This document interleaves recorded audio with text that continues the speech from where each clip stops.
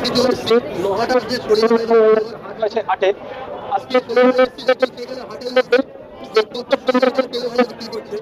দাদার নাম খোকন গাই খোকন গাইনা। খোকনদার তেলে ভাজা চলছে। তার ওটাকে আপনার বাবা, বাবা।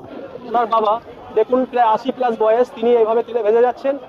সুন্দর তেলে ভাজা, পরিষ্কার পরিচ্ছন্ন তেলে ভাজা হচ্ছে এবং তার কোয়ালিটিটা দেখুন। তেলের কত হচ্ছে 6 টাকা। 6 টাকা পিস। এই আলু চপ এটা 5 টাকা। 5 টাকা, এটা ওটা 5 টাকা। এগুলো 5 টাকা।